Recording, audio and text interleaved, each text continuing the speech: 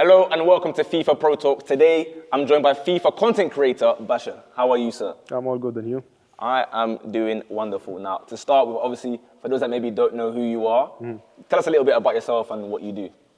Well, I'm an Egyptian content creator, making content for FIFA on YouTube, TikTok, and, Instagram, all the platforms basically.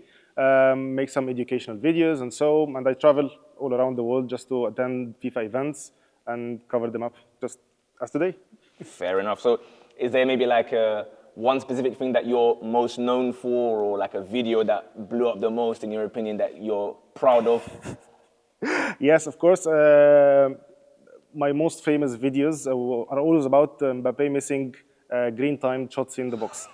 They are the most famous on Instagram, TikTok. Just go viral for this. Yeah. Yeah, fair enough. So have you always been into playing FIFA, or how has that sort of content creation stuff come about? Basically, I started gaming with Fortnite when it was in its peak. And in 2021, I just left to FIFA, started making content on TikTok and so. And then I found myself in FIFA. So I started posting more and more. And then it's my basic game now. And all my content is on FIFA. Fair enough. Now, I've heard some rumors actually that before becoming a content creator, you're actually a dentist. So chat to me about that, because that's quite a wide range of careers there. So what happened? Yes. Actually, I've been a dentist for like 10 years. And I love gaming and I love making videos. So I was making videos and being a dentist for like 3 or 4 years till the last World Cup. And I had to make a decision that I would drop dentistry and I would focus only on content creation. And it was the best decision I've ever taken.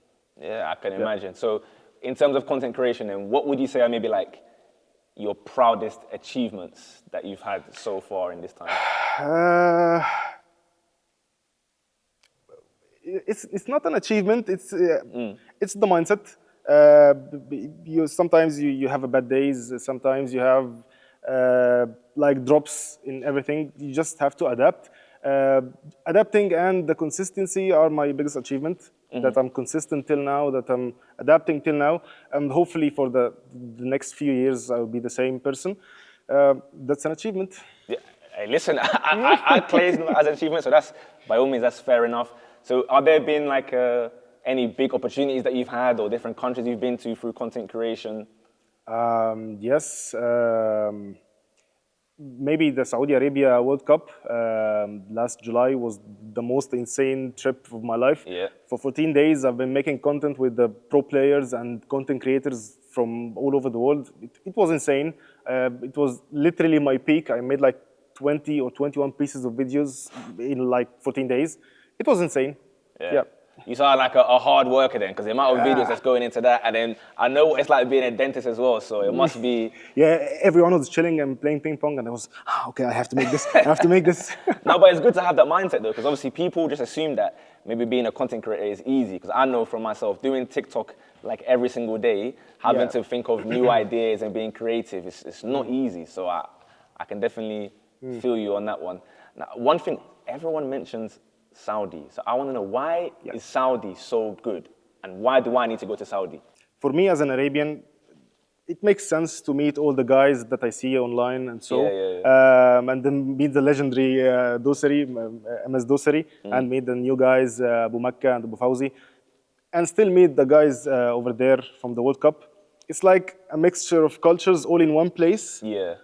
It's just amazing. And the World Cup itself, it was insane, insane. That's why you had so much content and so much opportunities to make in those days. Yeah. And I think I used them all. So you mentioned obviously MS Dosari, that's a massive legend there. When you were sort of watching FIFA stuff, did you have any maybe esports idols, or were your idols just other content creators? For content creation, I think other people than pro players. Yeah. But when I started FIFA, I was hearing that someone called MS Dosari who won the World Cup, and so it was like so far away. And then meeting him, and he's so so gentle and so funny. It's like, okay, this guy is fun. Yeah, no, it makes sense. Now, obviously, I have to ask you, you are an Egyptian.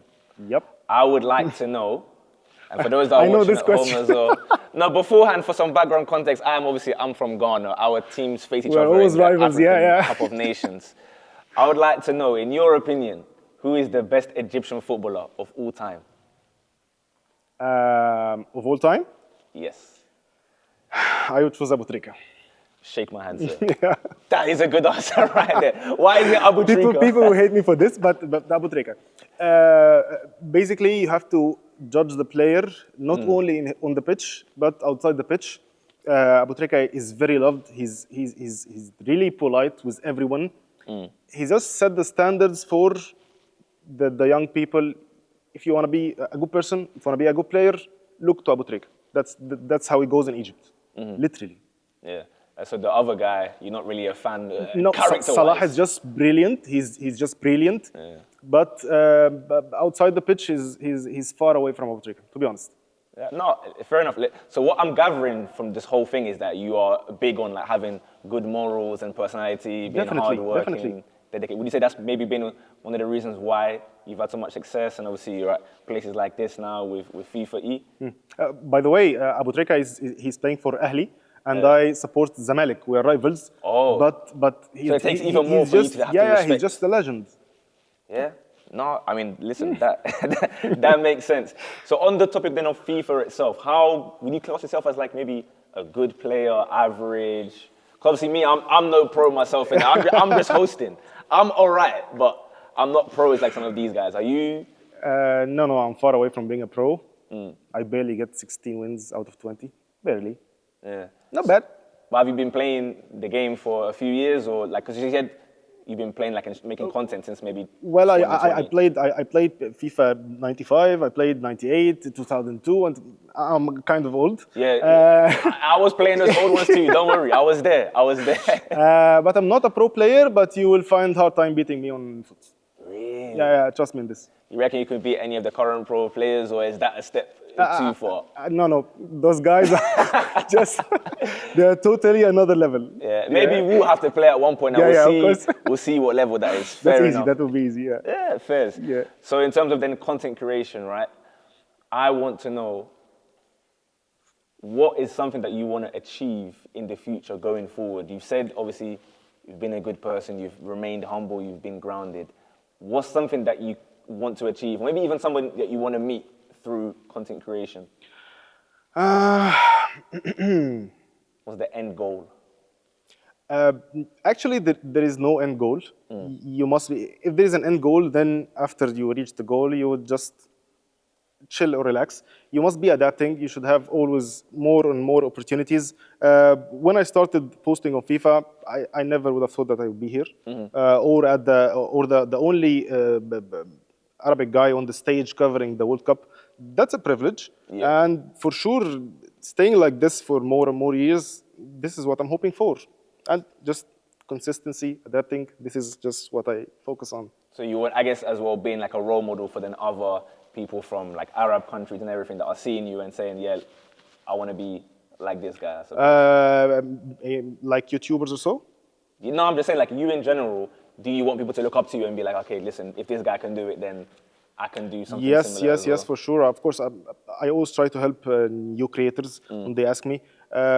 It's fun because I found people who helped me when I started. Sure. And of course, it would be much more fun to help other people and see them grow on their own channels. So would you say maybe there's one person that you want to give a special mention or a shout out to, like on the up and coming, underrated sort of content creator? Yes, I have one name, K1 Joan. Just remember this name as a pro player and a content creator. Okay, there you go. Hopefully we'll see more of him. Obviously he's cooking on the pro scene, content creation. It's not easy. There's maybe a lot of people that have sort of different misconceptions about how it is to be a content creator. So what would you say maybe the toughest thing about being a content creator? Okay, being a gaming content creator is way too far than being a gamer. Maybe it's like I stay for like a week without touching a controller because I have things to do as a content creator. And basically when you're working or you're studying and you start playing video games, you're just getting distracted. This is what happens when I'm a gaming content creator and I have to focus on my post or so and so. I just stay away from the game. I must do so. Yeah, fair enough. So would you say then that you have other challenges in terms of like, I know, for example, looking at numbers, yeah, is one thing that people say don't look at numbers, but I look at it because I like to know what's doing well, what's not performing. So how do you maybe deal with if the numbers aren't as high one week as it was beforehand? Do you have people that just support you, or do you just lock in and keep grinding? Okay, it's always ups and downs. This is normal in the social media. But the most important thing that when you fail, okay, there is no time to cry on what you failed. Just think of why did you fail. Mainly when I post a video and it's not getting views, okay, I'm sad this day. The next day I open the analytics. Why did this happen? I see the retention. I see the people seeing the video.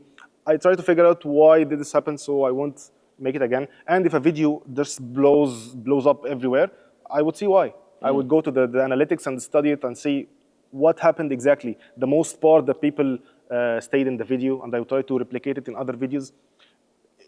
It's a business. It's my business. I have to work on it and I have to improve it every time. And I just can't cry on every video that doesn't get views. Yeah. This is content creation. This is social media. You guys are getting real life bars here, by the way, because everything is never blames anybody else. It's always his responsibility. He doesn't send any toxic messages. He doesn't blame anything else. Yeah, I have one important note. Yeah. It's never because someone is better, he's getting more views. It's because of you that's not working hard enough.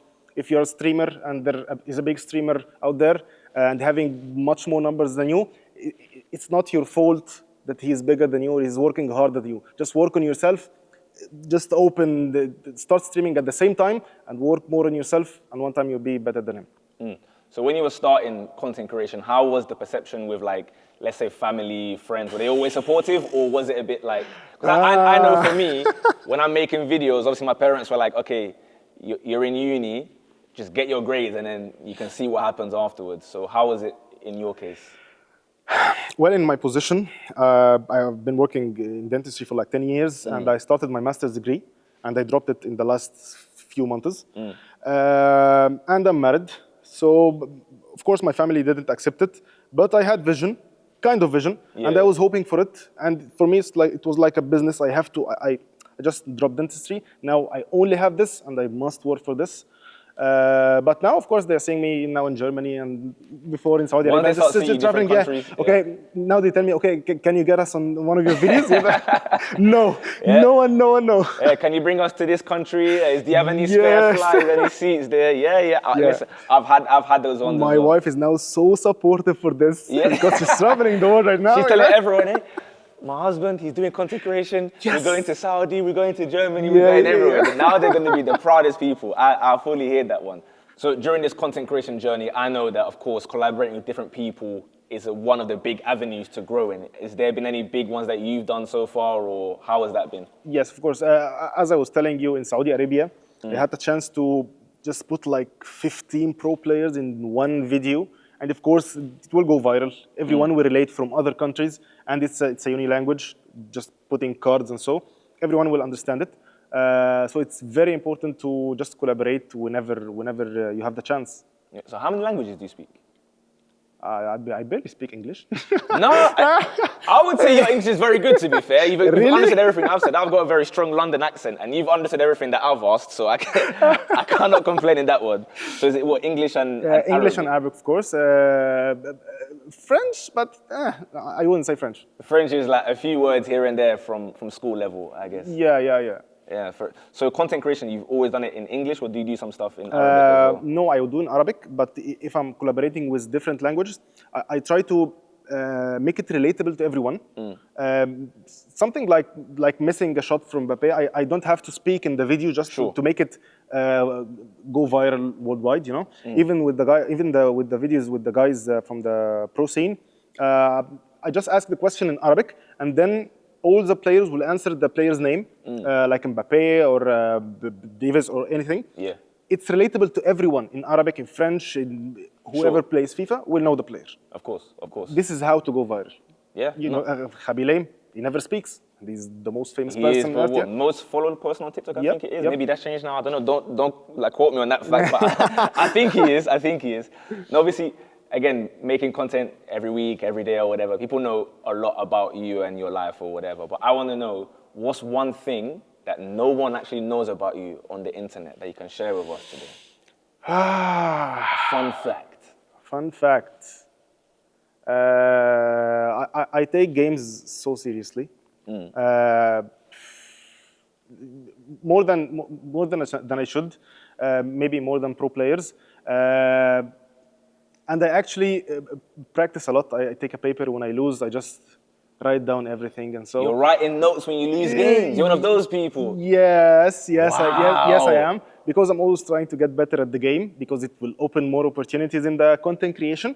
But I never say this, but I practice a lot, and I always blame myself. I'm the opposite. Like, if I'm not streaming it, I wouldn't really be sitting there practicing. I wouldn't have my notes out thinking, so what? So you pause it and be like, oh, I see that run there, but I've not played that pass. No, I just clip it, and get to it back later. Fair enough. I don't think even I've heard the pro players speaking about that more. Maybe that is, I've seen a few people do that actually, to be fair, in terms of on their streaming and stuff. So that actually makes a lot of sense. So what would you say is perhaps a game that you enjoy playing outside of the usuals that you're making content on? Is there anything that you play maybe off of content creation in your own spare time? Maybe Fortnite and Warzone. They are my favorite. Fair enough. All right, so obviously you are someone that, like you said, you find yourself as quite a decent player, you would say, maybe not the pro level. Yep. So if you could pick any person in history of the world to play a match against, who would it be and why? Wow. Okay. Hear me out. Let you land. Okay. I'm ready. I will choose Mo Salah. Here we go. And I will score a banger in the last minute, coming down from the right corner and on the top pin, and then I just clip it and just go viral. Yeah. Are you sending him a message after that one at least? Are you gonna send him a message like, yo? Definitely. Yeah. I'll put a PNG of him next to me while playing it. Yeah, fair enough, man. Hey, listen, Salah, keep doing your thing though, man. Keep grinding, Mohamed Salah, bro. You're a great guy, but Abu Trika's our guy. Yeah. I'll get hated for this, by the way. It's okay. It's okay. So obviously, you've been giving a lot of advice to the people watching at home. So I guess what I'll end with, what's a piece of advice that someone has given you that has helped you on your journey in content creation, or even in life in general? Okay, there is one, and I just mentioned it. Whenever you have a chance to help someone doing something that you already did and you're good at, don't hesitate, because it will just come back later and someone will help you in a tough situation. Okay. And it always happens whenever I'm working and so. Fair enough. So there we have it. Thank you guys so much for tuning in, whether you're watching or listening. Besher, thank you so much for being here with us as well. Hopefully you guys enjoyed it, and be sure to stay tuned for another episode of FIFAe Pro Talks.